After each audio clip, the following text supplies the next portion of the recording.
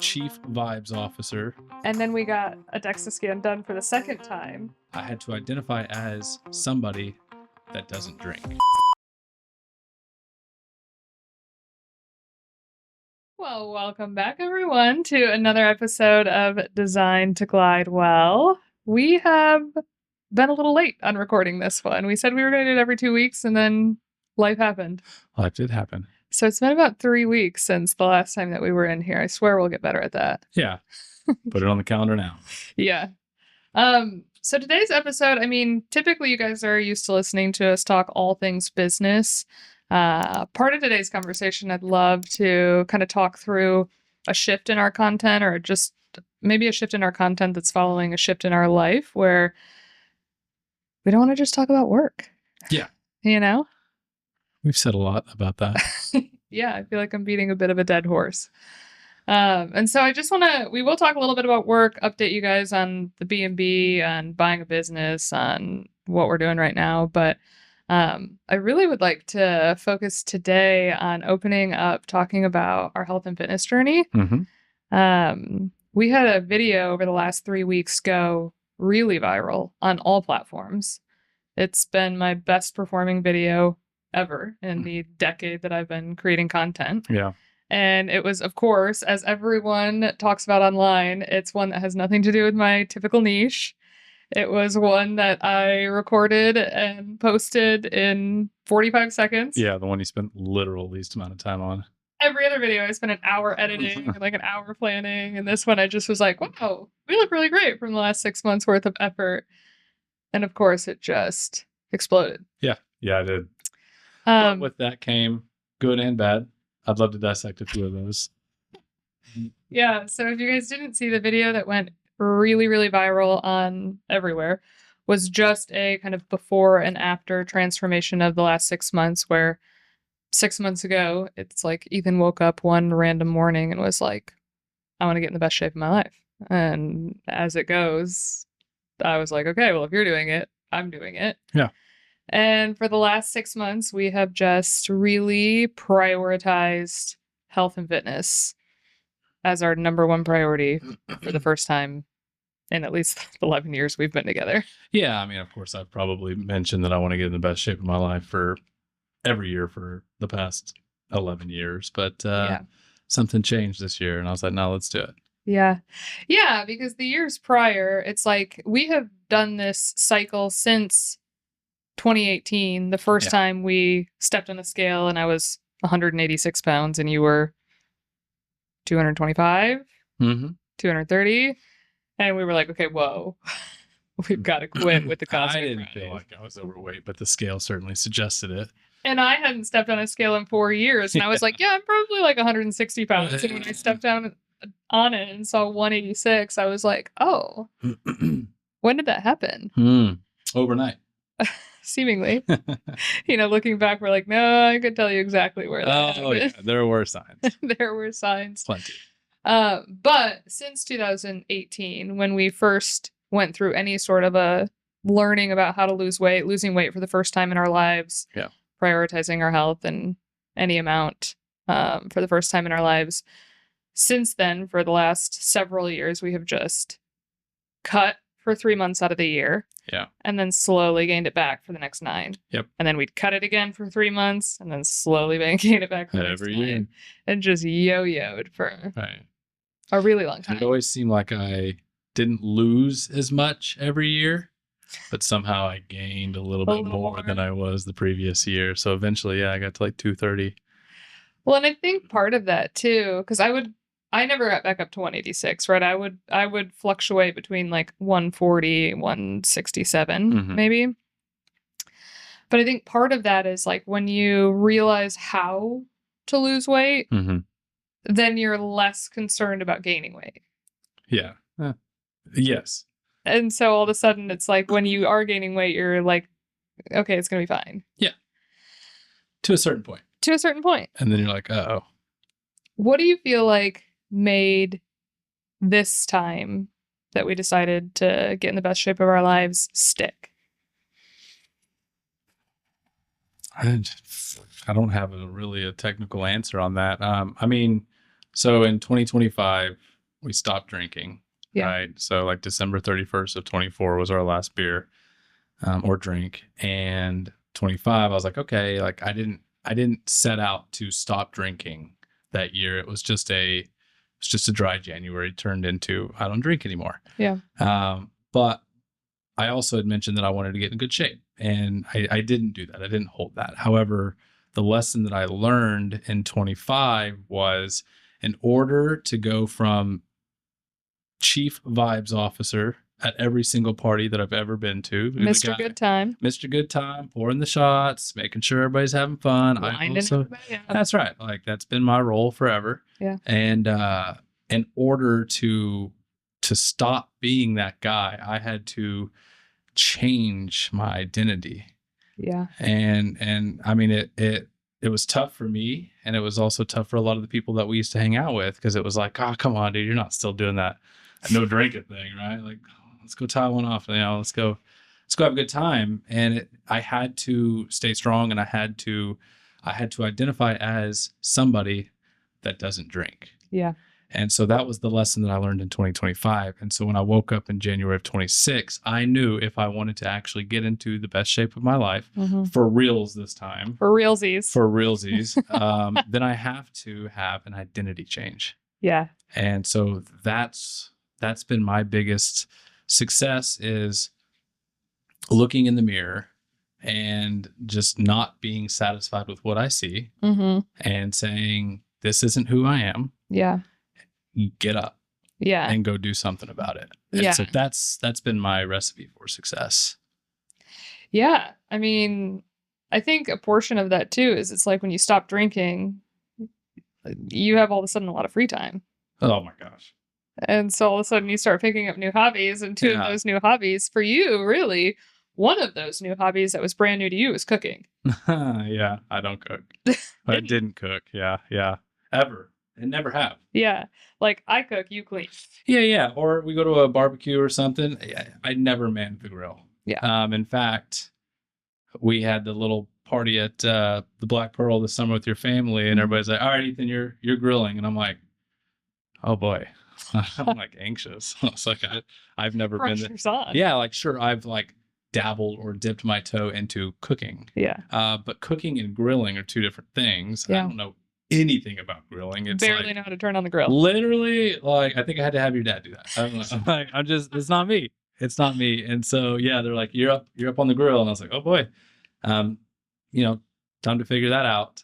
And so yeah, no, cooking has just never been anything I've been good at. And so how I've countered that my entire life is by being Mr. Party guy, or by cleaning. Yeah. And it's always kind of been a deal with you and me. You cook, I clean. And so I had to switch or shift my identity to like, hey, I can cook.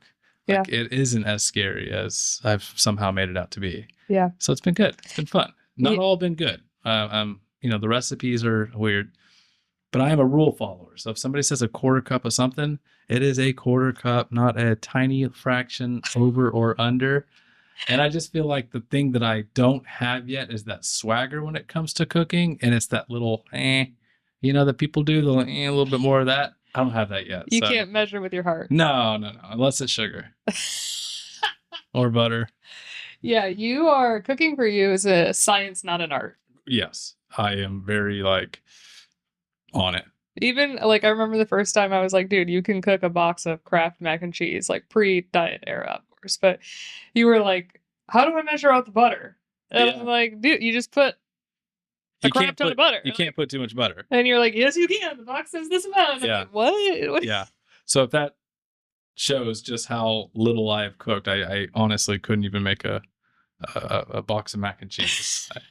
Well, how have I survived? Well, how did I gain weight? If you can't eat it, I typically resorted to eating out, fast food, and drinking. Yeah. So along with I've got to get into the best shape of my life while simultaneously not drinking, I also now need to figure out, because Sarah can't cook every single meal, 3 meals a day, actually 5 meals a day. Yeah. You can't cook all that. I had to step up. Yeah. And so it's been good.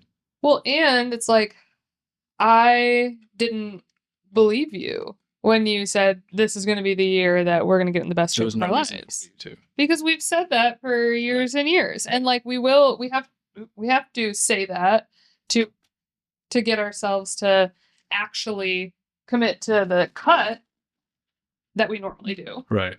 And so every single year we say that we're like, we're gonna get in the best shape of our lives. It's gonna be amazing. And then 3 months in, we're like, okay, we've gotten into good enough shape. We're done here. Come Like, birthday, we're done. yeah, April, it's over. And so I think that made a giant difference. Is like you really started leading. I was like, okay, well, if you want to do this, you're gonna have to learn how to cook. Mm-hmm. And that's when I thought the conversation was going to end. Mm-hmm. And then it didn't, you know? And then all of a sudden you were cooking and I was like, oh, this guy is like serious. Yeah. And if he's serious, then I have to get serious. Yeah. And I like, baked chicken. Like, what? you're measuring out rice? Like, yeah. Yeah. who are you? Let's dive a little bit more into that. Like, because so many people, you see the 10-second video online and everybody's like, tell me the secret sauce. Yeah. Show me the magic wand you waved. And it was like, guys, it is, what do they say? It's simple, not easy. Yeah. It is so basic. So strip it all down back to the basics. But it is so difficult. Like it's time consuming until you learn it. It's boring. It's boring. And it just doesn't, it's not that hard. And once you get it figured out, now you can start eyeballing. Now I'm a little bit better at that eyeballing. Yeah. Well, we've talked a little bit online about this as well. It's like any time in the past that we have gone through a weight loss phase, we've always leaned on some sort of a program like Optavia. Right. Like a form of Weight Watchers. Yes. And so you'll get like these prepackaged meals and it makes it very simple. And so you're responsible for like maybe 1 or 2 meals a day instead of 5. And I think that really played a role into us yo-yoing because it's like you can only eat that stuff for so long before you're just like, I cannot have another bar. Yeah, so gross. I cannot have another shake. Right. And then tracking became so overwhelming because we live busy lives. And we never learned it. Yes. And then even if we did learn it, it's like, I just don't want to go through this process of every single day doing a ton of math.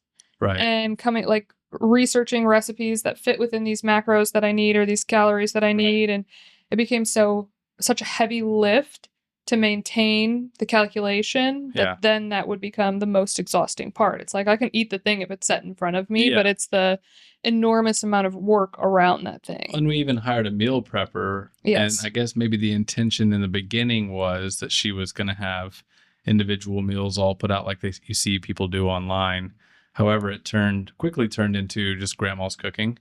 Yeah, she loved butter. And so she like cooked for us and prepared it for us. She'd be like, this is a healthy dessert. And I'm like, dude, it's all chocolate chips. Yeah. So she did that, but it wasn't like there was no calorie counting. There was no macro counting. Yeah. It was simply just a meal put into a tub so I could heat it up. Yeah. And eat it. Yeah. Which was nice. It was convenient at the time, but you're not going to have any results from that. Yeah. So this time, I think a huge credit goes to AI. Yeah. Yeah, absolutely. Yeah. I don't even know where you started talking with chat. You and chat became besties. Yeah, which is odd because I don't use it all that much. So I like even thinking back to January, like how I knew. So here we go. We're going to give the entire secret away. Everybody wants to know the secret. We've said it a couple of times online. Everybody's like, no, yeah, here it is. The very first thing you need to go do before you learn to count macros, before you start talking to AI, the very first thing you need to do is go get an in-body DEXA scan. Yeah. Okay. It is a simple, basically an advanced scale that you step on, you hold. It's 10 seconds long, costs anywhere from $15 to $40. Go step on that thing. Just go Google it. Yeah. Like it's not even in a doctor's office. You probably have one at your gym. Yeah. They have them at the Y. They have them at any big facility. Maybe not a very advanced one at the Y or, where but just go get one. At a very minimum, all you need to know, it'll tell you a lot of information, but really all you need to know in the beginning is your body fat percentage, how much muscle you have, what your weight is. And your metabolic. Caloric intake or whatever it is, how much you burn without doing anything. You need to know those things. So I got that done in January and I took a photo of it. I put it in chat. I said, this is me. I'm 34 at the time. I weigh this much, as you can see on this thing. And I'd been listening to Cassidy on his, his health journey, and he had a goal or a mission to get down to 10% body fat. Yeah. I had no idea what that meant. Yeah. I had no clue what that would take. Mm-hmm. But I did notice that I was like nearly 24% body fat. And I was like, hey, I want to get to 10% body fat. I'd like for it to be, by this time. I need you to create a workout for me and also create a meal plan for me. Mm-hmm. And it'll spit something out. It'll be food you don't like or anything like that. So you'll have to adjust it and let chat know you don't like that, et cetera, et cetera. But it will spit it out for you. Mm-hmm. It also will ask you, like, do you go grocery shopping? And I would mention, no, I use Walmart.com and get it delivered. And it would build out a grocery list for you. And so we were able to just put that straight into the Walmart app and click go.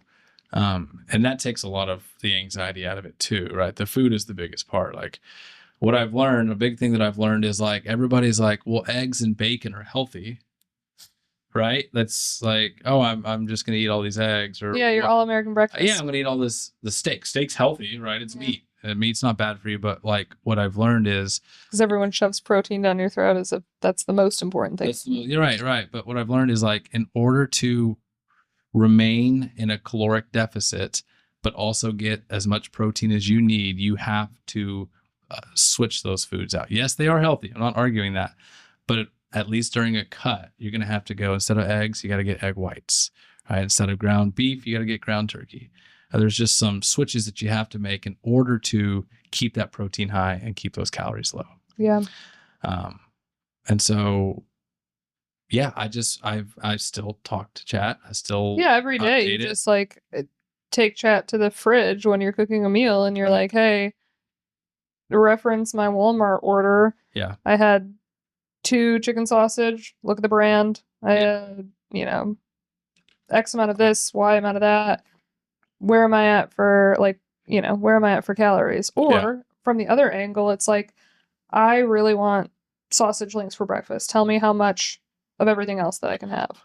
And it automatically adjusts it for you. It's like, today I really am just craving meat. Yeah. Or today I'm really craving dessert. Or today I'm really craving whatever. And it looks at those groceries and gives you suggested recipes. But also share with it what you've done as far as working out, because that'll change. What do you mean?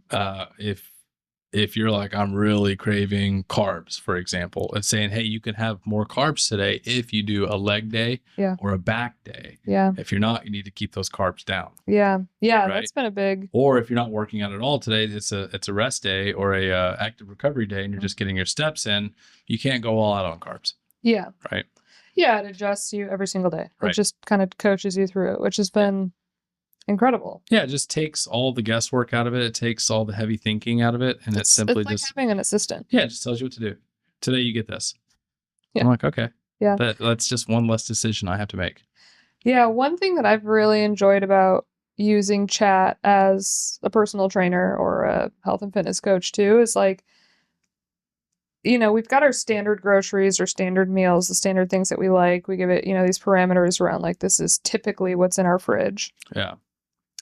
But then also there have been times where we've been like, oh my gosh, I just want banana bread. Mm-hmm. Or I just want chocolate chip cookies. Or I just want X, Y, and Z. And to be able to go into chat and just be like, can you find a recipe that fits within the macros that I have left today that is a swap or a dupe for whatever. Right. Cinnamon rolls. Yeah. Like, just literally anything. You name it, chat is going to be able to give you some sort of an alternative recipe because it's got the entire internet to scratch that itch. And that has saved us so many times. Countless times. And also, one thing I wanted to be a little bit more clear on is 2 things. One, there were days we cheated. Like, we weren't perfect. In fact, to be completely transparent, I still haven't met the 10% body fat goal that I was supposed to meet in like May. It's August. Right. And so I'm still on this journey. I'm still figuring it out. And the second thing is, I'm not suggesting that chat or any AI is a replacement of an actual trainer or a nutritionist. Yeah. I'm not saying that. Like, if you have the means to hire those people and like you've made that commitment to yourself, then by all means, like you're gonna see great results from using those. For me, I had to prove to myself first that I was serious this time. Yeah. Before I ever decide to go and hire somebody and just give somebody free money because I'm actually not that serious. And then I go to have that awkward conversation at the end that I'm going to fire them. They're going to go, well, how come? It's like, well, basically the only reason is because I haven't held myself accountable and I'm just terrible. And you got to have that. And they're like, it's their job to kind of keep you, hold you accountable and stuff like that. And you just have to have that weird conversation. So I'm not saying don't go do that. If like you've made that decision, completely go for it. I've sat on a few calls with trainers and nutritionists before I ever did this. And I was like, okay, all of that sounds great. I see a lot of value in using somebody and having somebody hold me accountable, but I have to prove to myself first. Yeah. Well, and I think two things that come to mind as follow-ups to that. One, when we did price out a personal trainer, we knew this year we were planning on scrapping a lot of our business and rebuilding it to better suit what we wanted. Right. And so we were like, this is the year that we have to conserve money. Like, this is the year that we've got to like reel back our lifestyle to then launch it. Like, let's take 6 steps back, for a moment. And so we were pricing these out and I was like, we cannot, this is not an area that we need to throw money at. And then 2, it's like, okay, well, just because we can't throw money at it and pay attention, because I do believe that there is a huge component of whatever you want in life, like mentorship, coaches, accountability, all of that works because when you pay attention. Yeah. But I think we had to come to the realization that it's like, okay, do we have to pay attention? Yeah. Do we we have accountability in each other? And so we just had this conversation where it was like, if we are going to hold each other accountable, what does that look like? And that looked different for both of us. Right. Because you were like, Sarah, I want you to call me out. I want you to hold me accountable. I do not want you to be the devil on my shoulder being like, no, we can sleep in. We can sleep in. Let's go get Summer Moon coffee. Let's do all these things. Which we do. Which we still, there are still weekends that we do that, absolutely. But I didn't want that. Right. Like, I was very clear with you. I was like, do not. An argument or two. I was like, do not analyze me. I do not want you, like, if you see me eat a little bit something extra or whatever the case may be, like, I don't want to hear it. I don't want to hear it. Like, I'm already hard enough on myself. I just don't want to hear it. I was not in the same headspace that you were when you were set to go on this mission. Now are you? Dude, now I'm beating you. When it comes to how many steps we're getting a day to like... Yeah, the JOB sure has changed quite a few things. Yeah. Yeah, that's fair. Yeah, so no, now I feel like it. But also it's because it feels very feasible to get to a place. I'm already at a place I've never been. I already weigh less than I did in high school. Not me. Not even close. Yeah. I was a beanpole. Yeah, that's so fair. But I currently weigh less than I did in high school. And so now it's just like I've got 10 pounds and I'm seeing abs, That much? I think so, yeah. I think I would have to... I'm at 134 right now. I think I'd have to be at like 125. And you don't need to lose... See, that's where we disagree. And I've still got a little tire on my tummy. Me if I'm wrong. I don't think you need to lose any more weight. I think I do. I think you need to lose fat and turn it into muscle. Because I think if you stayed the exact same weight but you lost the fat and converted it to muscle, I think you would have that. Sure. Yes. So, and I say all that to say, like, I don't want girls to get addicted to a number on the scale. Yes. Because that's been a big eye opener for you and I as well. And like in this process, when we started this, I was eating less than you. I was working out just as much as you. And the scale was moving significantly slower for me, which is to be expected for women. That, yeah. Like, we knew that was going to happen. We've seen it for years. But to give you guys context, it's like I've been putting in just as much effort as you on eating healthy, working out, getting steps in. There have been eras that you put in a little bit more, I put in a little bit more, but like we have been really committed to this. And I have lost 16 pounds, 17 pounds. You have lost double that. 40, Nearly. 35, 40. Yeah. And so there was a point where I was getting really discouraged, where I was like, what the heck? Yeah. Like, why does it take me so much longer to lose weight? Right. And then we got a DEXA scan done for the second time, and you had lost more weight, but you had also lost muscle. Right. And I had lost less weight, but I had gained quite a bit of muscle. Right. And so I was like, oh, it's just my body is doing something different than yours is. And that was so encouraging to see, which is why I'm like, you can't trust the scale. You have to get that DEXA scan. You have to get that DEXA scan. Because I had lost more body fat percentage than you. Like, I had lost more fat, even though you had lost more weight. Right. And that's another thing that I wanted to talk about is, especially men, you know, have critiqued me through this entire journey. And it's like, oh, you look like a victim, or you're victim weight now, or whatever, or didn't gain any muscle. Well, it's like, guys, look. Victim weight. Yeah. There's like, if you're under 200 pounds as a male, you're a victim.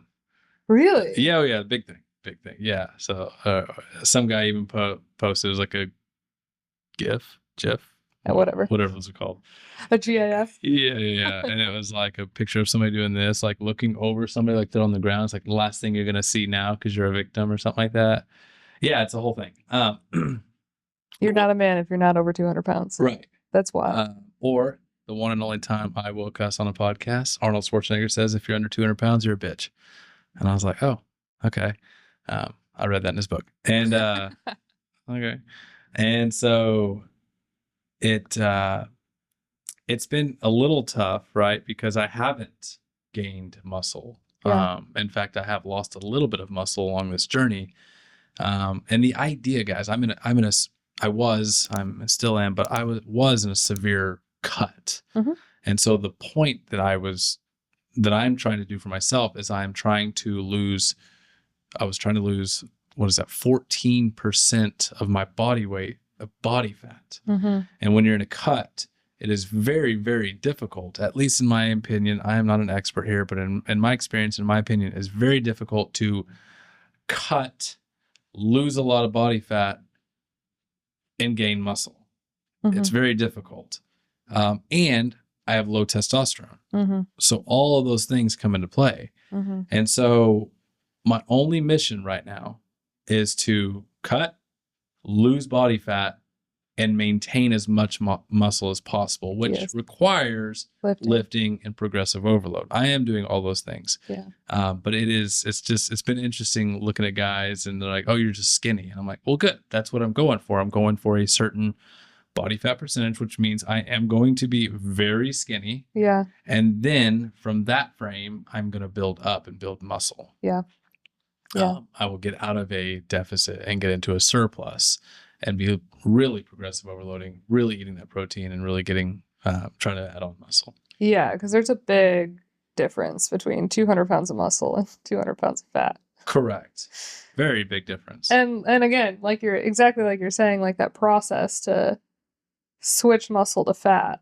You're not going to be 200 pounds of fat and just then transfer right to 200 pounds of muscle. Convert it to 200 pounds. You're not going to. No. Yeah, from what I've studied and what I've seen, you need to go down significantly more than you expect or think you need to. Yeah. Then come back up.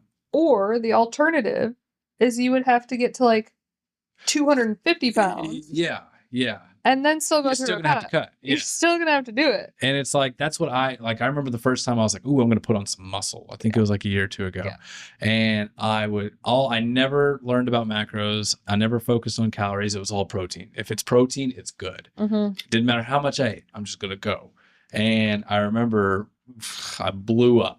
Yeah. I was lifting heavy. I was doing the things and I just got like heavy. Yeah. Heavy. And I'm like, man, that didn't work. Like, because I don't look I definitely don't look healthier even if I have more muscle. Right. And it was always covered by a layer of fat. Right. And so I've learned it's like, no, you have to bring that down. You have to cut that fat out. Mm-hmm. You have to get that, that new frame and then build it back up. Yeah. So yeah, no, it's been encouraging because I see so many people online. I see it all the time. They're like, oh, I'm heavier than I want to be, and I just need to progressive overload and convert that fat to muscle. I'm like, man, it don't work. That's a really long road. That's a dangerous road because like I said in my mind, I know a lot of people do this because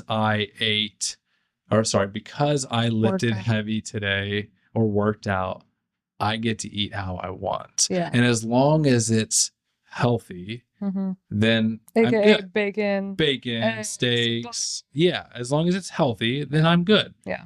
That is a dangerous road. That is where it leads to weight gain. Yeah. And then you're going to burn out because you don't have an identity shift. Like I talked about earlier, you're going to burn out. You're going to stop lifting. You're going to get busy, whatever it is.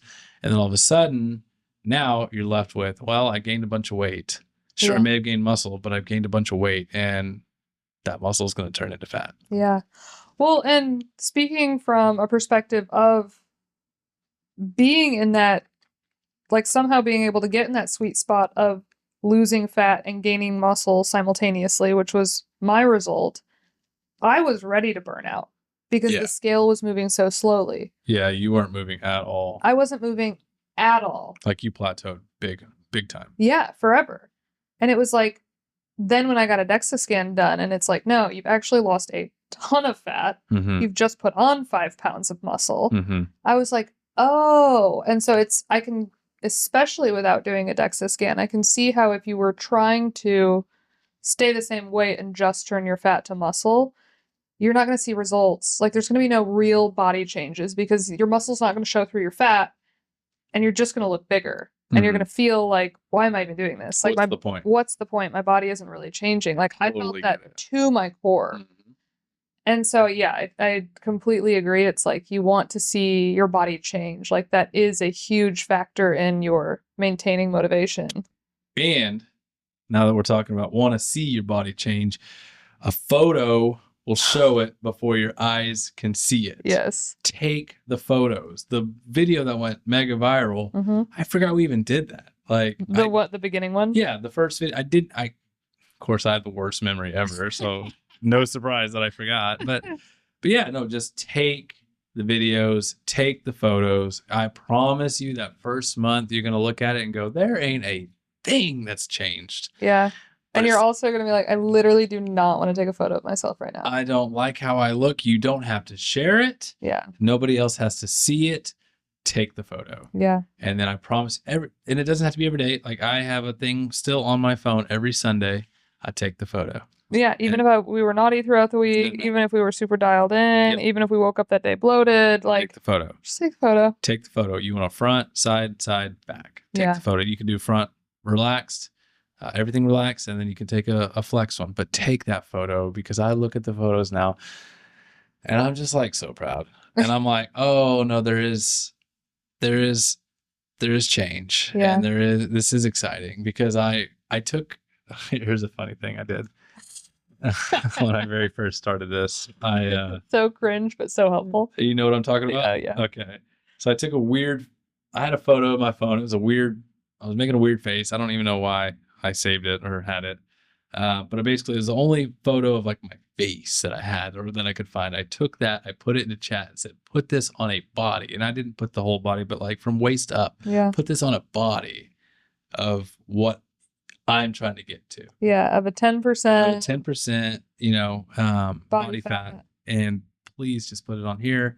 And it is on my phone. And if it wasn't right there recording, I would put it up there. And it is the weirdest, when you sent it to me, I was like, you did not. Like, I was just like, what in the world is this? But it just like inspiration. Yeah, because it helps you start identifying. It's literally part of a vision board. Like, it sounds so woo-woo, but it is. And every time I take those photos I'm talking about, I put it into a folder in my phone. And so I drag it, put it in there. And then when I click on that, that's the first photo. Yeah. That guy. Yeah. And although he's got goofy hair and a goofy face, the body looks good. Yeah. And like, your friends are doing it now. We're getting pretty dang close to that photo. Yeah. And you've inspired other people to do it. Like, it's one of those things that's like kind of cheesy, but it's like, I have like now with Jonathan being on this like health journey with us or whatever, literally when we were walking the other day, when he went to a meeting and we were getting our steps in, he was like, dude, look at this. Like, look at this versus this. And he pulled up a photo of him right now. And then the photo that he had chat do. Yeah. And then a photo of him at the very beginning. And he was just like kind of comparing that. And he's like, he was like saying, okay, I think I'm at like 14% body fat or whatever, because this is 10. Yeah. You know, this is where I started. And it just gives you this point of comparison without like in between your DEXA scans and whatever else, where you can really understand the timeline that you're on. Yeah. And it's so motivating. It's so motivating. It's so like when you're not going to feel like working out all the time. I don't. I still skip workouts. I change what I'm going to do, what I'm supposed to do. Like I still cheat. Yeah. Right. Like you look at people online that are in super duper in shape. Yes, there is a certain point that you have to be pretty dialed in to get a certain body type. But like most people aren't as rigid as you think. And so there are going to be days that you're just like, no, I don't want to do this. But then you look at that photo or look at the previous photos and it's just, it just does something to your brain where it's like, no, this has been working and I am seeing results and I do want to continue moving forward. And so I don't know. It's just one of those things that I'm like, yeah, we've got a couple people doing it with us. It's super exciting because you can tell when people like get it. Yeah. When they finally get it, you see some like enlightenment. But then when they see their first results, when you like take that photo and then like a month and a half later, they take that photo again, you got them side by side and you see them look at it and they're like, I get it. Yeah. Like I don't know. It's been an incredible journey. Well, I think too, a big portion of this is like you talk about that identity shift. I think that it was so important for like we almost clung to this as the controllable thing in our lives when nothing else was stable. Yeah, that's fair. Because it's like I collapsed Carwell's. You sold your book of business. We decided we were done project managing projects, which we have done for the last 2 years. We didn't want to continue investing in B&Bs. We wanted to move across the country. Like we were changing. We had decided in probably November of last year that we were burning our lives to the ground. This was it. Like we were going to set flame to it all, start over because what we had built we didn't like. Right. And we wanted something different. Yeah. And so we were like jumping off of a cliff into the abyss where we knew that we weren't going to control anything. Yeah. And so throughout this process, having this one thing that was controllable every single day, I felt like was just going back to the basics of like this confidence building block. Literally. Great point.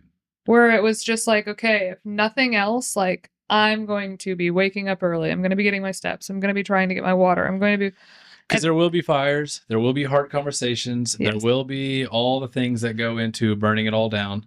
Yeah. Which is messy. It's scary. It's all the things. Yeah. And we would say, no matter what happens for the day, we're going to go work out. Yeah, we prioritize that over everything else. We're going to go have our coffee. We're going to go have our breakfast. We're going to prioritize ourselves every day, no matter what. And we did it because it was very, very easy some days to just like, screw that. Like, I'm just going to start answering that phone and putting out fires. And it was like, dude, those fires are going to be there. And also, if you put them out, guess what? There's 5 more waiting for you. Yeah. So they're always going to be there. So just like, let them burn. Take care of yourself first. Yeah, because I think as we've gotten further into our entrepreneurial journey, I think I had this expectation that even though I knew success wasn't going to be linear, I thought that confidence was. Mm-hmm. Like that the more wins we got, the more we learned, the more we would trust ourselves in the next move. Mm-hmm. And I think that's been a big shock to me is it's like, no, you can lose and gain your confidence just as quickly as you can lose and gain success. Oh, for sure. I totally felt like I lost all my confidence. Yeah, because you just went through, like, you scrapped absolutely everything. And you were like, I've known for the last 10 years. Yeah. And then you were like, that was a huge, I mean, you talk about it all the time about how much of a loss of identity that you've gone through over the last 2 or 3 years. Yeah. You've been my biggest cheerleader. Right. But you've been like, okay, I grew this, Medicare book of business. I grew this agency. I hate it. I want to get rid of it. Yeah. You got rid of it. You worked behind me. You said, what can I do to like plug into your business? Didn't love that. Yeah. Like you did it. You did it as well as you could, but you were like, this is not mine. This isn't something that I'm owning. And so it just, I think, gave you and I a ton of confidence back and just being like, no, I am who I say I am, even though my confidence is no longer being pulled from work, which historically it has been. Right. Yeah. Yeah. We worked on ourselves. Yeah.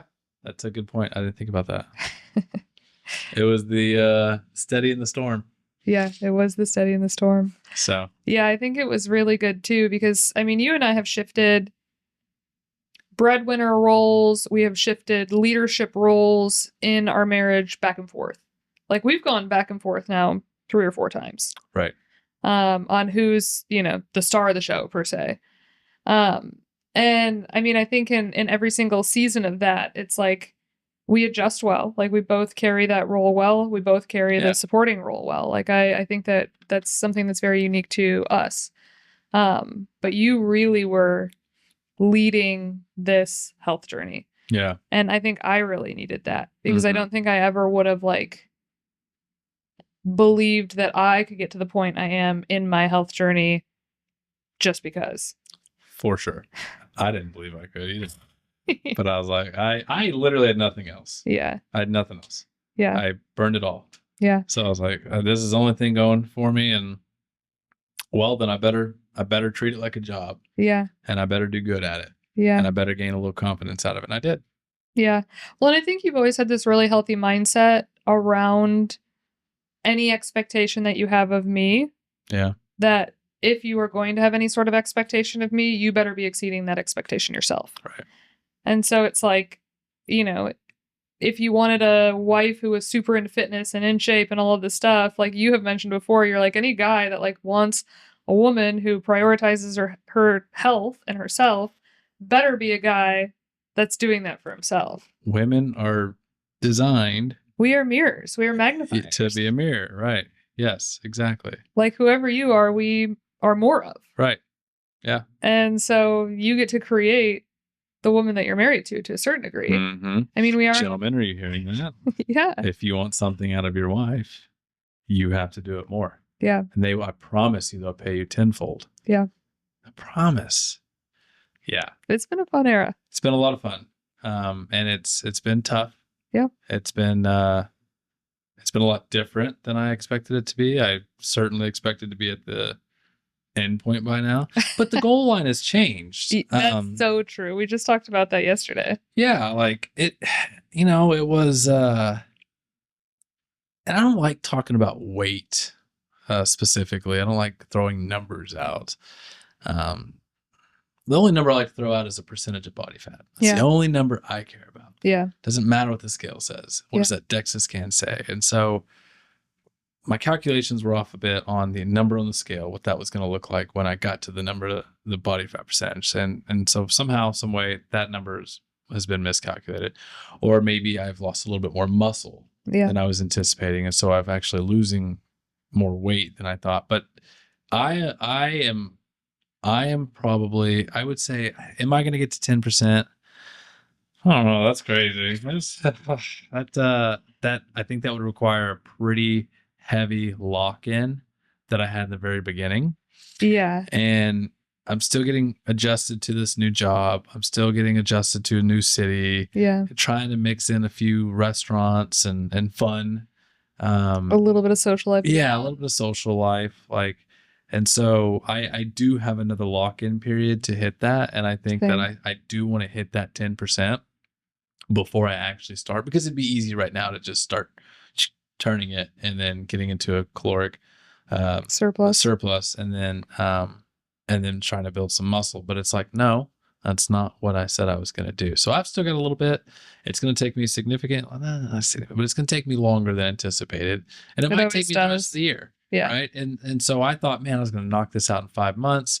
I remember telling you one time, I was like, I can get in shape faster than you were like, it's going to take longer than you think. I'm like, nah, give me 2 months. I got it. Hold my beer. Yeah. 2 months and I've got the body that I thought that I have with the weird face and the weird hair. It's going to take me 2 months. No, it's not. Yeah. That's another message I want everybody to know. It's like, no, it's not. It's going to take longer than you think.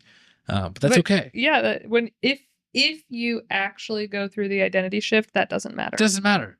Because it's like, I am still losing weight. Yeah. I'm currently losing. I hit a new record this week. Yeah. And it's like, am I losing it? Okay. Sorry. I'm losing body fat. Yeah. I don't want to say losing weight, but I'm losing body fat to this day. I hit a record on the scale.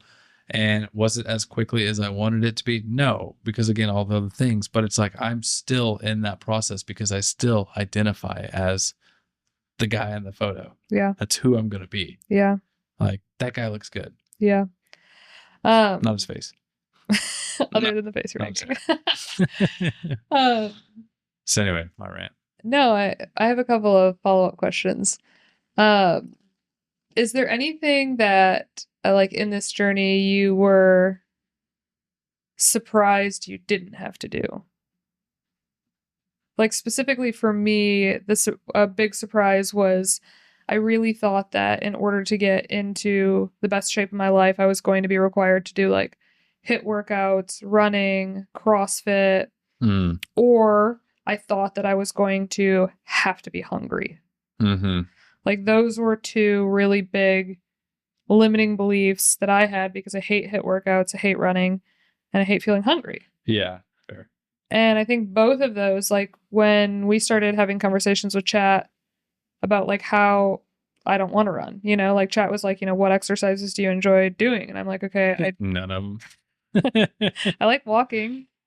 Yeah. You know, like I like walking and talking. It's very easy for me to like habit stack with walking because you and I will yap, or I'll call somebody and I'll yap, or even on a treadmill I can like edit videos, or I can like scroll or whatever, you know, like there's enough that I can do in walking that like makes walking feel like not a chore. And then I really don't love sweating.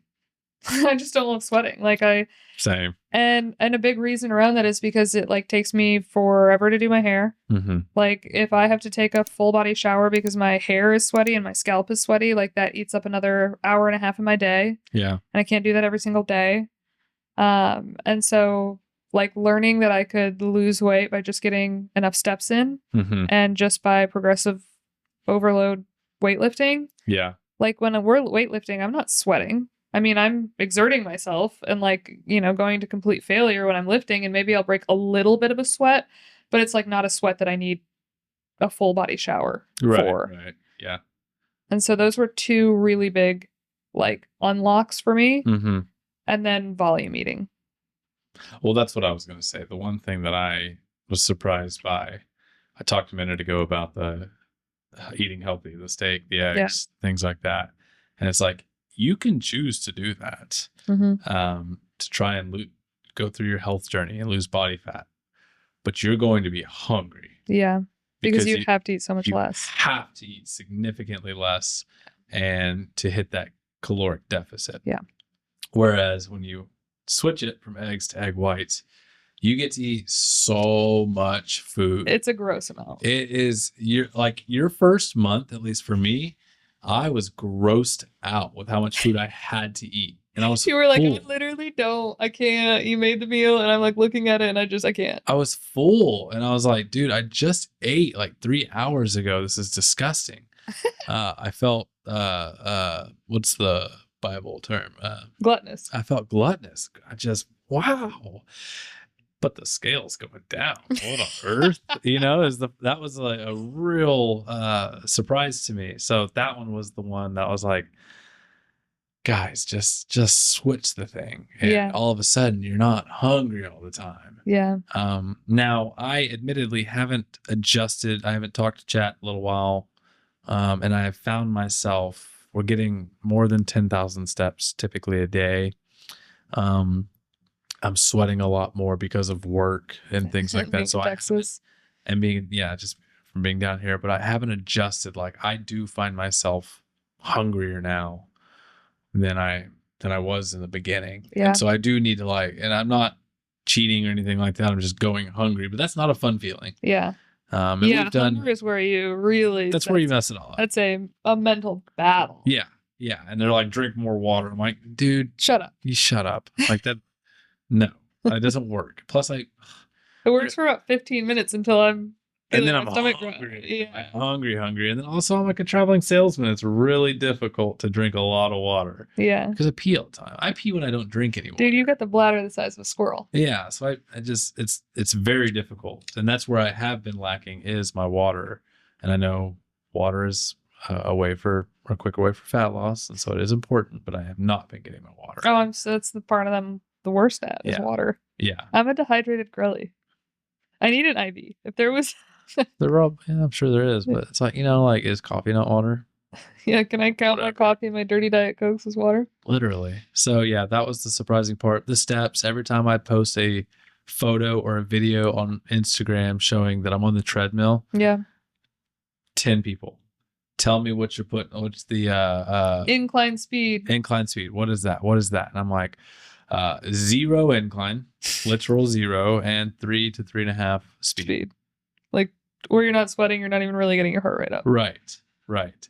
However, an exciting thing, we had dinner with a couple people this week, and I was kind of talking about my physique, and we've gone way too far into the health journey on this podcast, but let's keep it going. No, I love it. I mean, but she had mentioned, she's like, and this, there's probably no science behind it, but again, I'm so sober right now and so bored that somebody gives me a challenge. I'm like, I'll do it. I'm just like, oh my gosh, anything to feel something. And so she was like, yeah, I've noticed that, like, in order for me to see abs, I have to run. Yeah. And she's one of the only people we know that's got Jack. Yeah. Yeah. And Shout out Houston. have never identified as a runner. In fact, You have a saying. I have a saying. I have always said, if you see me running, you better start. Because something's chasing me. Because something's chasing me. And and what a limiting belief, right? Like, I'm just not a runner. Yeah. And that came from field day in elementary school. Okay. Terrible day for me because I sucked. I was just like, never What good. was it that you were slower than everyone? Yeah, or like, I'm just super duper slow. same. In fact, I remember one story in high school. I was playing baseball, and I hit the ball probably the first time ever. I was super excited by it. I'm running the bases, and I remember I got to like second or whatever, and let's say I made it home after whatever. I remember, I don't know, maybe I got thrown out or something, and I remember coming back to the dugout, and I'm like, man, with the ear holes in the helmet, and it's just like the air's going through. I was like, I was flying. I felt for the first time in my life, I was just a stallion. Yeah. I remember getting in that dugout. And I remember my buddy Sterling. I was like, dude, that felt good. Like, I was like, wow. And he's like, that literally looked like slow-mo. And he probably doesn't remember this story. And it just, and it just was like, oh. Just crushed me, right? And so I just have always identified as not a runner because you don't want to see it because it ain't impressive. It's slow-mo. Yeah. I don't know how to run. Yeah. And so this week, fast forward, when she said that, I was like, oh, no, I'm not going to do that. Like, okay, then if it requires, if a six-pack requires running, I don't get a six-pack. Yeah. That's simply at what point am I going to heal myself of this? I give up, right? Yeah. And so I'm on the treadmill yesterday, day 4, whatever it was. And I was like, I had a little bit of extra energy. And I was like, I'm going to run. I'm going to run. So proud of you. Nobody was there. You weren't there. Jonathan wasn't there. There's nobody in the gym. So I was like, if there was ever a time to look completely ridiculous, this was a sign from God. I'm like, here it is. Yeah. He's like, here's your chance. Step up. And so I went, I raised that thing up and I ran a half mile. I mean, I could have done it maybe a little more, maybe 3/4 of a mile. I don't know how these people are doing miles. Like, that's crazy. But I ran a half a mile and I was like, okay, I'm like pretty cramped. Holy cow. And I was like, wow, I'm sweating. Like, that's not cool. And then I lowered it back down. I was like, I started evaluating. I was like, all right, dude, like, that was cool. Like, probably looked ridiculous. And that little camera from the building, they're all laughing, I'm sure, on the other side of that thing. But I ran. Yeah. And then what I do in about 2 minutes, side cramp went away and I turned it right back up and I started running a little bit more. Now the cramp came back faster and I stopped faster, but so anyway, baby steps. And so I'm like, I'm at a new level of sobriety in this health journey. And that board where I'm like, I'm going to start running. Yeah. And it's not going to be a lot. And I'm not going to break any record. Well, arguably the worst record, like the slowest person ever. That's fine though. Like, I am just eliminating that. I like that limiting belief that I've had that I'm not a runner. And I'm just like, you know what? Why not? A runner in high school meant you had to be fast. Yes. Right? A Yes. runner now doesn't mean that. Yeah. It just simply means you're crazy enough to just start running. You're sober enough. You're sober enough to start running. And so that's why I'm like, okay. Like, I'm not racing anybody. I'm not joining any competitions yet. Just wait. Just wait. We are a few months out from. It's coming. Yeah. Because it was challenging. And I was like, ooh, stimulation. I like that. That felt good. So anyway, I felt something. It's just different. I've walked 10 to 15,000 steps every single day for 8 months. And it is so boring. And it is like, you don't understand how sore you get from walking. Oh my God. Oh, my plantar fasciitis, my sciatica, my shin splints, these old knees. Like, gosh dang, if I'm gonna hurt, I'm gonna do something about it. Like, I'm gonna go for it. I'm gonna hurt for a reason. So I don't know, super excited. This again, one time I was gonna go to the gym earlier and it didn't. But we are going. I did. Sleep is important. I was on company time. We don't say that. This is a Saturday that we're recording. It's totally not a work day. I was totally at work on Friday. Yeah, maybe complimenting Kirsten will be a pass for you. Yeah. So anyway, that was super exciting, and so stay tuned on the next one that we do in 2 weeks when I tell you that I rolled my ankle or something and I'm no longer a runner. Because I'm sure it's going one of two ways. Either you're gonna get hurt and you're gonna be like, "This is why I don't run," or it's gonna be Ironmans. That's right. I can't wait.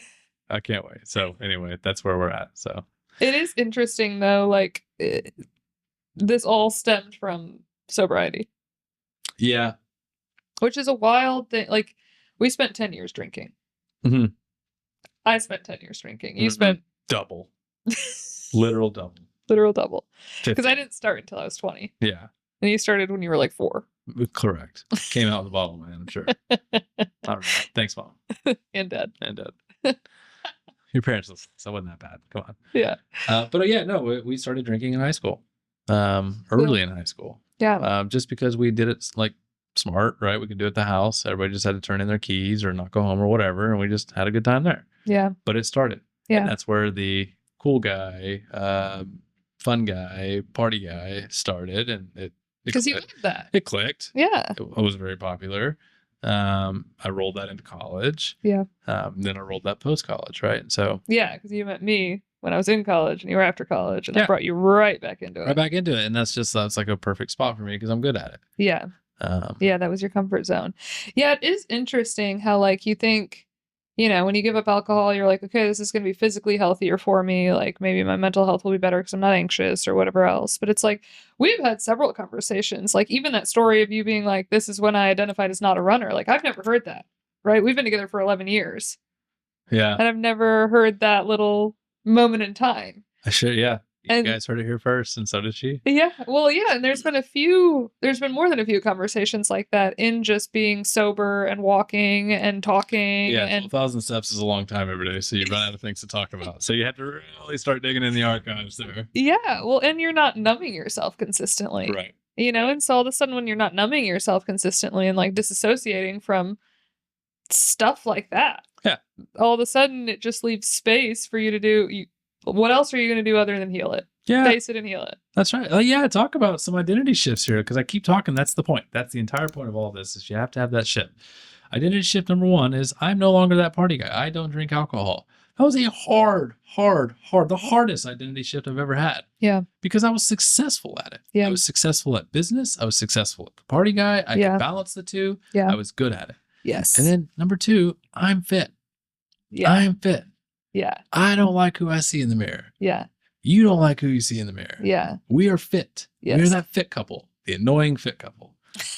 And then number 3, the most recent one is I am a runner. Yeah. I can run. Yeah. I don't have to be the fastest. It doesn't matter. Nobody's looking. Nobody's timing. I'm not freaking field day getting the stupid red ribbon because that's 6th place. Yeah. I'm not going to never get the blue ribbon. Yeah. Well, and also I think it's like, it's something that you and I relate on because it's like, I just remember being in high school and running suicides and I was always the last one. Yeah. I was the slow girl. Oh, and if you were any good at running, it wouldn't have worked. Wouldn't have worked.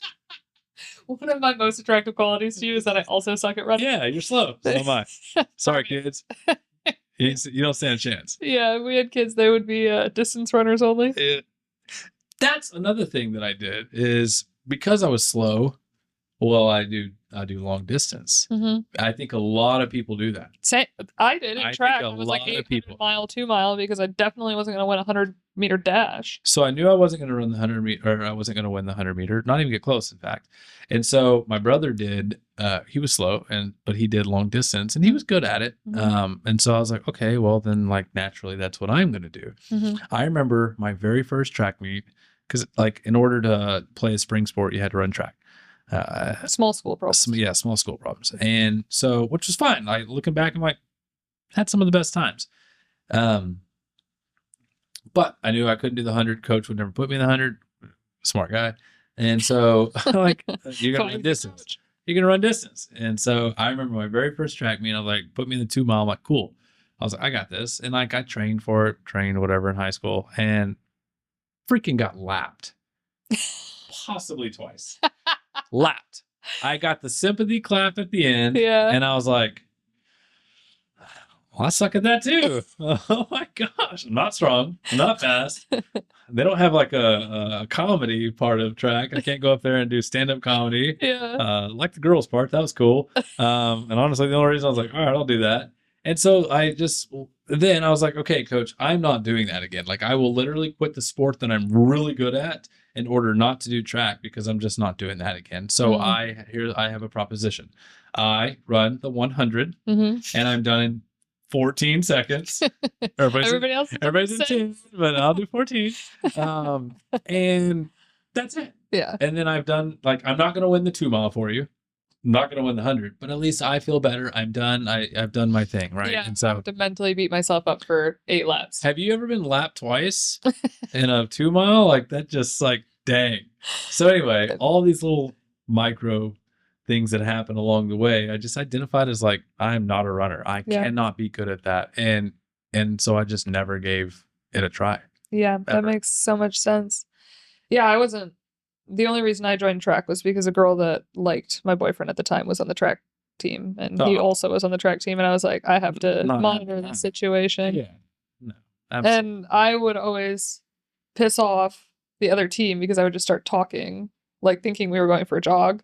Oh yeah. And so I'd be running next to someone and I'd be like, "What's your name? Yeah. How you doing?" Social club. Yeah, it was social club for me. And so I last place every time, unless there was no one running the 2 mile, because we would play teams that had no one running the 2 mile, and then I would who the heck is signing up for that? Yeah. That's right. I would get up on that 100 on that line for that 100, and I remember getting up, and I knew. I mean, small schools. Yeah, you know everybody. You get to know everybody. You know how they are actual athletes.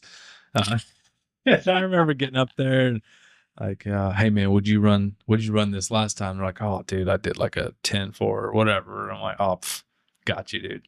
Like, good luck. You just talk about the crap. Oh, the entire time. And we'd get done like, yeah, dude, I hurt my hammy or whatever. Again, everybody knows everybody, so they all kind of like, haha, like we know you suck. Yeah, you know? There wasn't a comedy spot, but you made a comedy spot. Like I made the best of it, but yeah, no, it was just those little things along the way that I was like, okay. Well, one thing that I think is interesting as well in this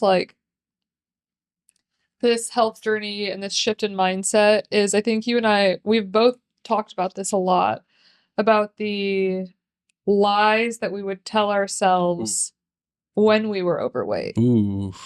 Or really throughout any part of our lives. Yeah, because I, like, now looking back when I was 50 pounds heavier than I am currently, I still felt super hot. Yeah. I still was like gassing myself up. I'm like, you don't see it. Your eyes. You don't see it. Or you disassociate from what it actually is. And you only look at yourself in the mirror in certain angles, wearing certain outfits. Or you get to a point where you've given up, or you don't know what to do. Yeah. And so you just give up. Yes. Because honestly, when you get to that point, you start spiraling. Yeah. And so I think that also is like if you are, it takes a certain amount of, I don't know if it's confidence or just like being sick and tired of lying to yourself or what, to just reach the point of seeing it for what it is. Such a good point. And that once you see it for what it is, you see it everywhere. In all aspects of your life.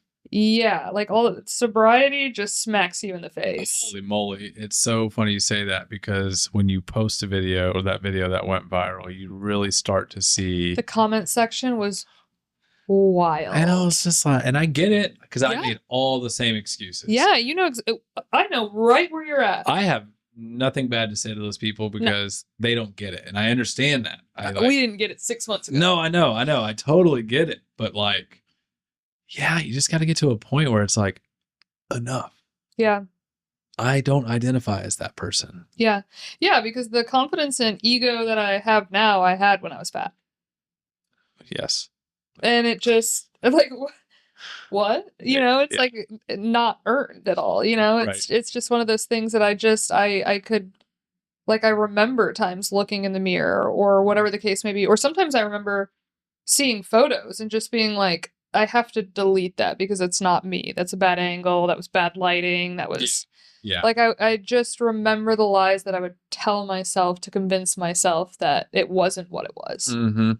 Just to, like, stay in that comfort zone and keep that confidence and, like, maintain that. I would tell myself that I was just 2 months out from being the dream body.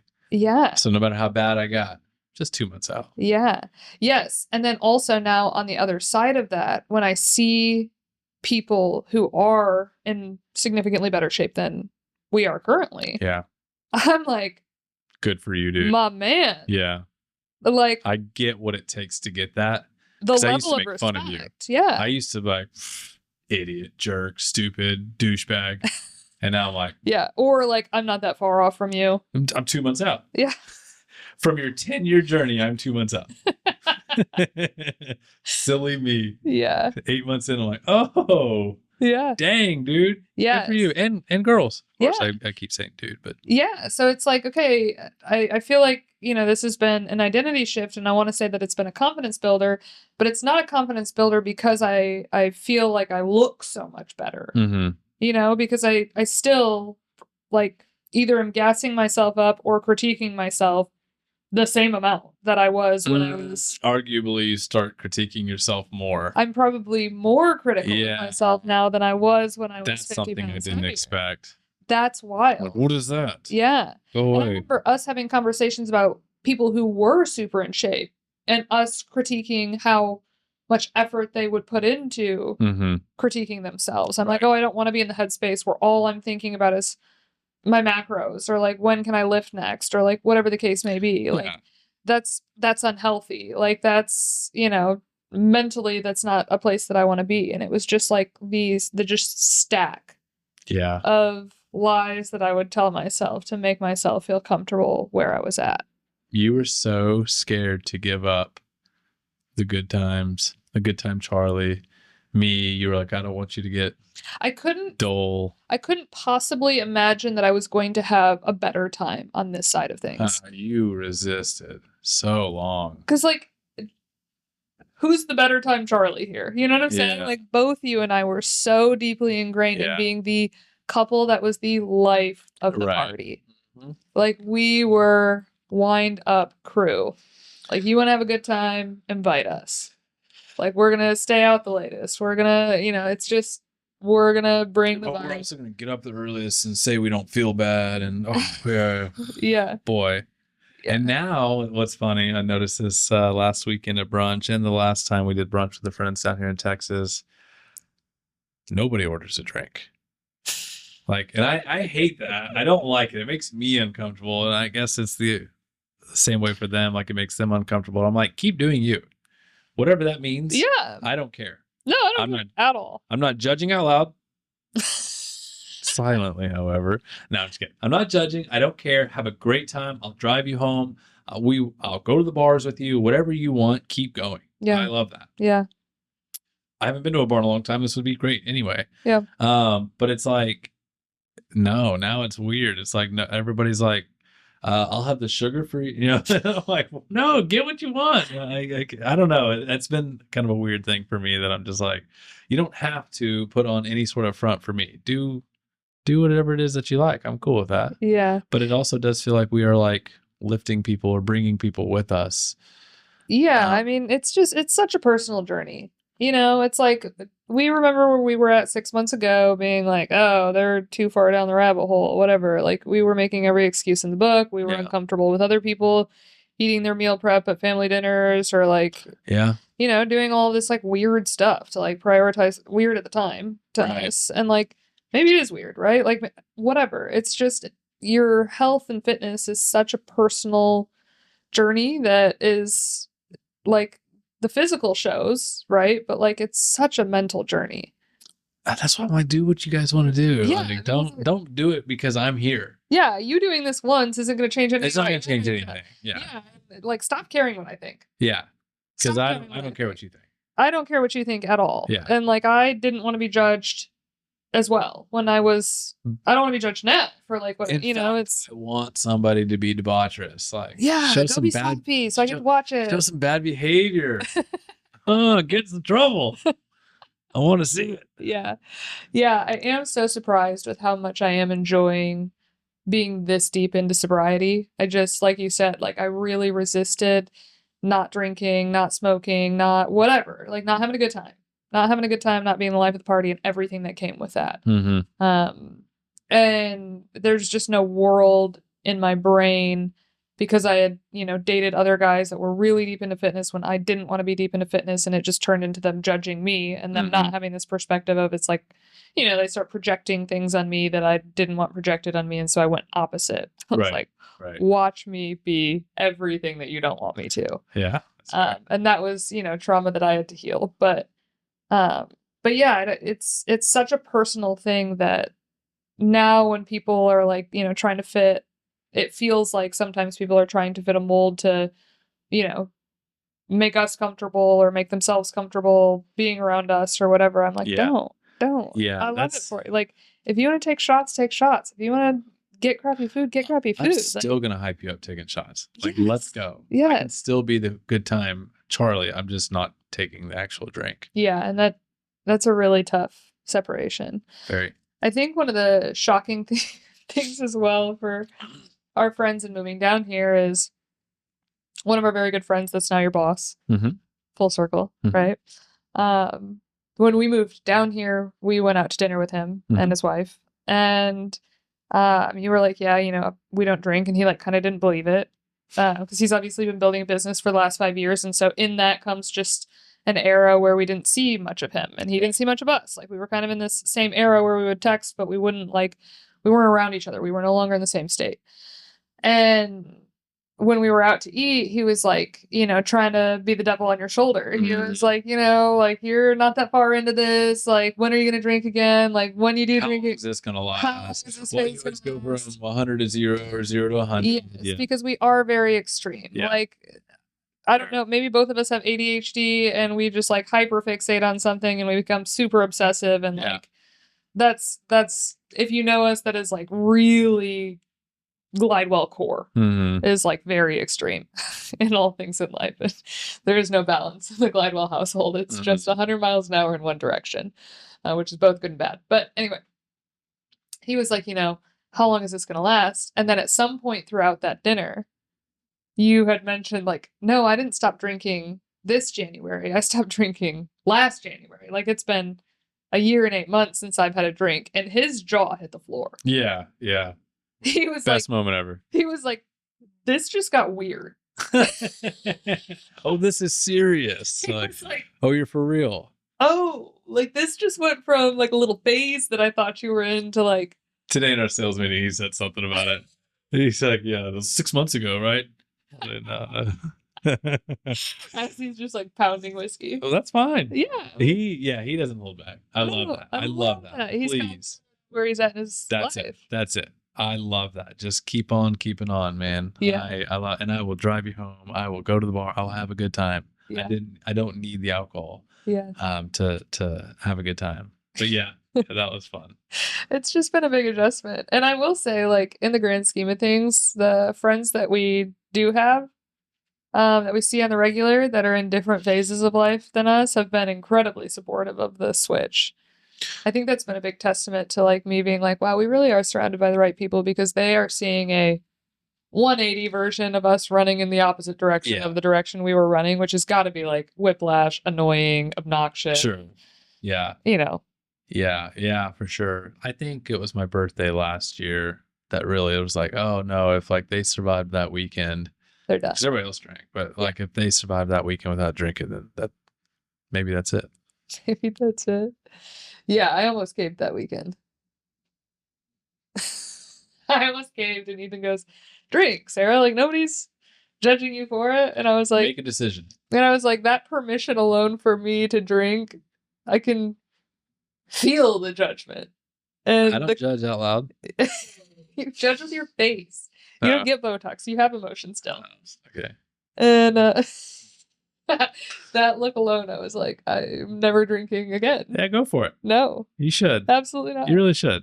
It's not for me. That'd be a great time. But we're getting up in the morning, no matter how bad you feel, and we're working. Yeah. We're working out, working. Yeah. Yeah, that's been a shift as well. Let's just make this whole podcast about health, because we're not got getting about 15 else. Yeah. When like pre us giving up alcohol, getting on this health journey, all the things, we would wake up at 7:30. Yeah. Excedrin was my friend. Excedrin was your friend, yeah. And I just remember at that point in time, there was this girl that I was following on Instagram. Man, I wish I remembered her handle, because I would Shelby Sacco, I think is who she is. She's a Michigan influencer. She went through this period where her body looked very similar to mine pre losing this weight. She's probably at 150 pounds, and she lost 30 pounds in like 7 months or something like that. And she developed this program called Sad to Savage. And she would just all the time online talk about how waking up at 5:30 in the morning changed her life.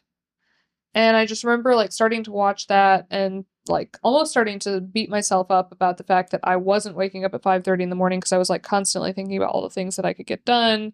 Yeah. I would wake up and I felt behind. I felt rushed. I felt like I didn't have a morning to myself, whatever, but I just like wasn't a morning person. Yeah.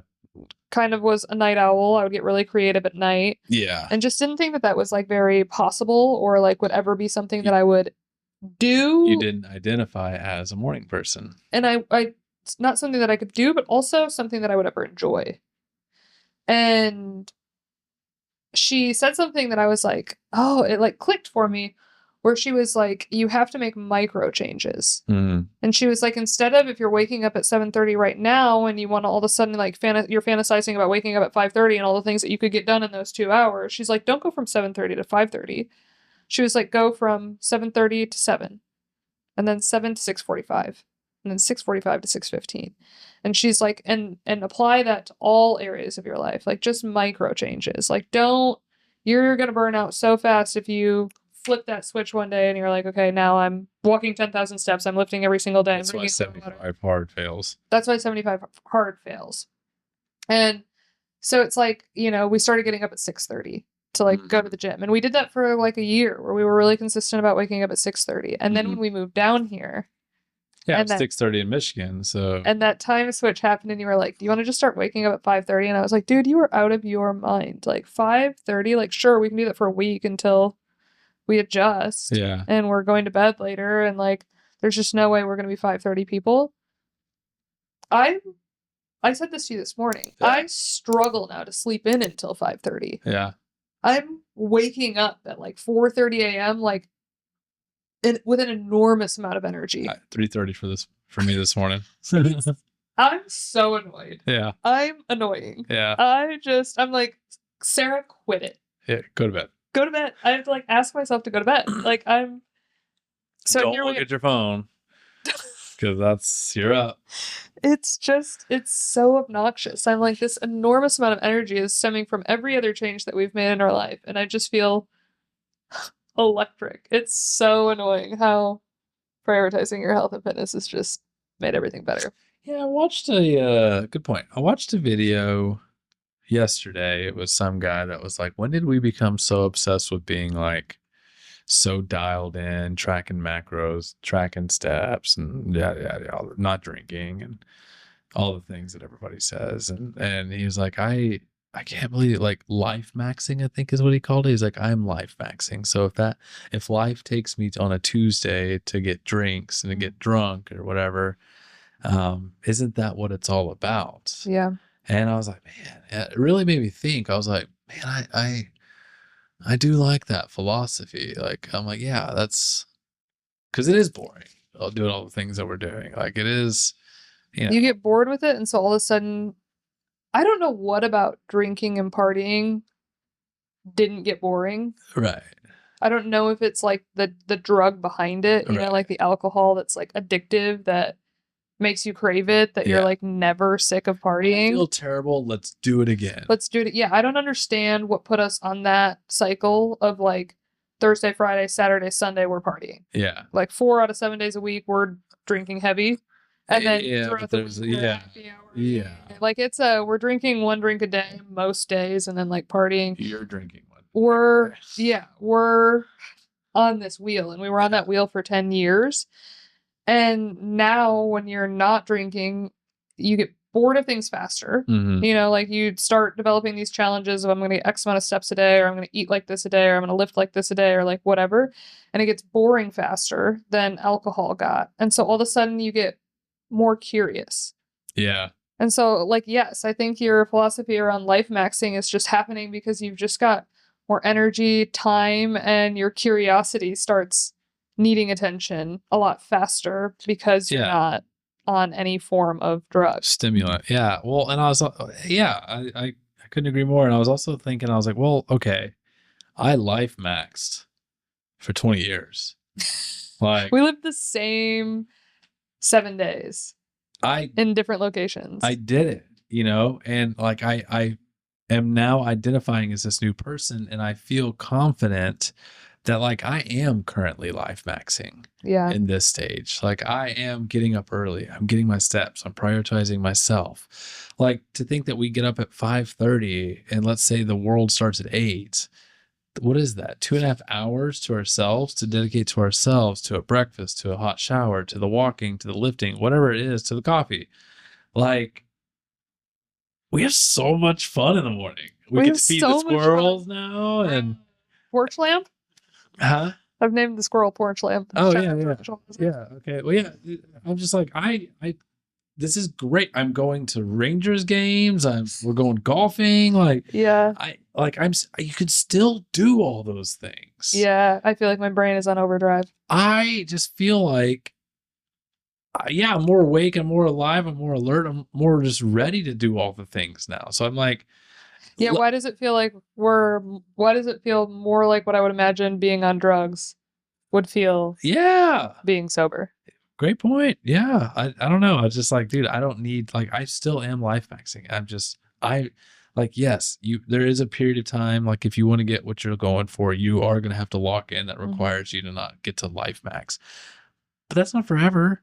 No. And like, so I don't know. I saw that video yesterday and I was like, oh man, you know, do I miss that? Like, could I go back to that? And I was like, oh, actually, like you are doing it. Yeah. You are going to have espresso.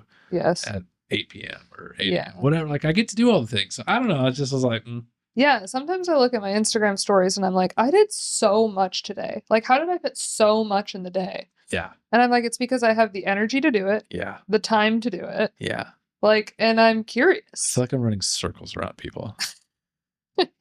Like I don't come into the office hungover on Monday or Friday or any day. Yeah. I didn't spend all weekend drinking, hanging out, staying up too late. Like, no, I've been pretty locked in. Like I'm getting my steps. I'm working out, eating right. Like I'm doing the things. And so like Monday is exciting to me because I'm like, oh, finally something different. I get to go run now. Like I get to go have fun, you know? And so I don't know, work has been insane. I love it, but it's just like, I'm on psycho mode right now and nobody can touch me. Obnoxiously crushing it. And nobody can touch me. I'm like, I'm at a different level than anybody because it's just like, I'm ready. Yeah. I am ready. Yeah, you're ready for war. Let's go. 100% of the time. And then I walk into a job site or an office, and there is a guy that's hungover, blah blah blah. Not a good, I'm just like, I don't miss it. no. Like, love that for you. Love that you're in that era. I had a great time being in that era, but like, I look at it and I do not miss it at all. I thought I would miss it so much. I missed it for a minute, but I don't now. Yeah. I know you feel bad, but can you fill out this credit app? And in fact, I'm gonna sit here and bother you until you do. Yeah. Yeah. So anyway, yeah, no, I just I don't know. I feel like we spent an hour and a half just way down the rabbit hole. And this isn't a reflection of where our brain is at right now. Because this is what we're talking about so consistently every day, which is super annoying. Yeah. One thought that I had. Yeah, make it the last thought. No pressure. Yeah, make it a good Well, it's a stupid thought, but it's just a thought that I had. Like, you mentioned something earlier about like I feel the way that like I thought drugs would make me feel or whatever. Yeah. That's such a good point, because I think about the movie Limitless all the time. Mm-hmm. I love that movie. Just being like crystal clear and being able to just get it. And I've always wanted to feel that way. Like, I'm like, what do I have to take or do to feel that way? And it's like, I currently feel like that. Like, I'm like eyes wide open. I know the mission. I know crystal clear. Yeah. I don't hurt. If I do hurt, I know it's from lifting it, whatever. I know the reason. It's a hurt that you've earned. It's a hurt that I've earned. I'm excited to hurt. And I'm like, I don't know. It's so weird. And so that's my last thought for this is I'm a nerd. I've gotten to this position at this point where I'm just like, I'm super excited for the future. I'm optimistic. I'm not anxious. I'm not scared. Mm-hmm. It's like I have built the foundation that no matter what you and me decide to do next, we are going to be ready. Like, we are completely new humans and we are like ready to launch. Yeah. Man, I want to go down a woo-woo rabbit hole of like, do you think that alcohol is so ingrained in our society because we're so much less powerful with any amount of alcohol in our system? Sure. Yeah, of course. Like, just like it's so everywhere. It is just like, I only have one at dinner. Why? Yeah, it's just pushed into our lives. It's so deeply ingrained in our lives that it's so strange when you don't. And it's like, imagine if everyone was in this era at the same time. Like, would we tolerate the BS that the powers that be throw our way? Well, I think that's why here in Texas, they just like nasty.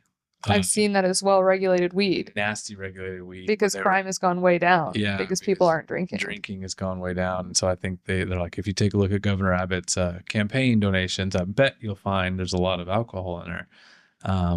And I watched another video the other day that said that one of the craziest things alcohol companies did is they created the slogan, drink responsibly. Mm-hmm. And they're like, what does that mean? Mm-hmm. Break that down. Mm-hmm. You're responsible. You being responsible is way different than how I ever acted.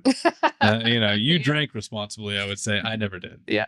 And so it was that whole campaign, that slogan, that's really one of the reasons I think why people drink so much. Is there ever a responsible drink? Yeah, no. Well, I don't know, but let's end on that. Yeah, because now I'm gonna start getting judgy and I don't want to do all that. I judge in silence. Yeah, the conspiracy theory rabbit hole. Yeah. But nonetheless, if you're listening to this and you're sober curious, or you're, really trying to push your limits and live a different version of your life, there's just so much beyond being the good time Charlie. And reach out to me. I will be a coach or a mentor or whatever. Like, there are days you're going to be like, no. Yeah. That's okay. Yeah. That is totally okay. Everybody has those days. We're not robots. We have emotions. We have feelings. And so it is an emotional journey. It is a very emotional journey. So I would be more than happy to somebody to reach out and was just like, I'm struggling today, dude. Yeah. What do I do? Like, yeah. Cry. Throw in the towel. Yeah. Give up, dude. All right. Thank you guys so much for listening. That was a wonderful hour and a half rant over the last 8 months of our lives. Yeah. I hope you felt encouraged by it. And we will get to all of the other topics that we wanted to cover next time. But I think we had 5. Yeah, we literally had 5 other topics that we were going to cover. But we appreciate you listening, and we will see you next time. Bye. Bye. you.